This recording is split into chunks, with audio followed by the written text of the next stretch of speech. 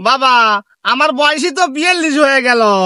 বাবা বাবা বাবা, তাহলে তো 35 বছরের বাবার 42 বছরের দুইটা সওয়াল। মা তো আর আপনি করে তোমারে কয় না যে তুমি বুড়ো হয়ে গেছো, তুমি আসলে বুড়ো হয়ে গেছো বাবা। বাবা আমার যখন এতই বয়স হয়ে গেছে, আমি যখন এতই বুড়ো হয়ে গেছি, তোর বাবা আমাকে বুড়ো বুড়ো করে ডাকে। আমি যখন চিতায় উঠবো, চিতায় ওঠার পর তোরা ভালো জোয়ান দেখে একটা ছাল নিয়ে এসে তোর মায়ের বিয়ে দিস, দিয়ে তারে আব্বা করে কইস। আমার এত বয়স হয়ে গেল এত বয়স হয়ে গেল, তারপরে আমাকে কর্ম করে খাইতে হয়। শেষ বয়সে আমি কেন এত কর্ম করে খাবো তোদের মতো জোয়ান ছাল থাকতে? আব্বা, সেই কথা তুমি তোমার বড় সালরে কও। সে কি চুল কাটতে যায় নাকি খদ্দের সাথে গল্প করতে যায়? একটা ছিপ করতে গিয়ে সে মুখখানে 3 খণ্ড করে ফেলায়।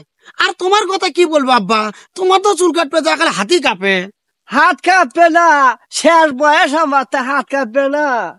বাবা দেখছেন দেখছেন দেখছেন, সেখানে আমাকে উল্লেখ করে কিন্তু কথা বলে। হ্যাঁ হ্যাঁ, আমি যে সেভ করি, হ্যাঁ ও কি যে চুল কাটে, ওর চুল কাটা ওর কাছে আমি 6টা কাটতে পারবো, 6টা।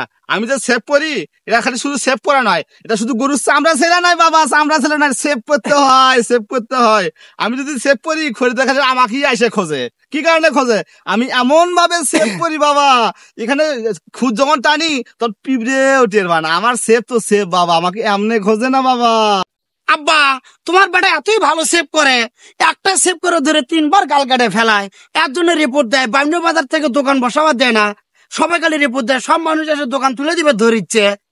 আব্বা আমার সেভ করতে যদি 1 ফোঁটা রক্ত পড়ে, আমি 1 লক্ষ টাকা দেবো। 1 লাখ টাকা এই, দেবে? চুপ করে থাকো। সেই কাল থেকে তোকে দেখতেছি 1 লাখ কে তোর বাবু সগারে বেচলে তো শসের বাগুনের দাম হবালাই 1 লাখ টাকা দিবি। আরে এত শুনছো খুচরো আব্বা? কথা শুনলে খালি তর্ক বিতর্ক দেখি, কোনো কথা কইনি কিন্তু। চুপ করে থাকো, যাও বাড়ি মুখে হাঁটো। ওই বলে 1 লাখ টাকা বলে জরিমানা দিবে। সেভ করা আলা হয়ে গেছে না, যাও যাও। দুজন কাজ শিখিনি, কর্ম শিখিনি। ও বলে 1 লাখ টাকা জরিমানা দিবে আব্বা, শুনছো? হ্যাঁ, জরিমানা দিব, জরিমানা।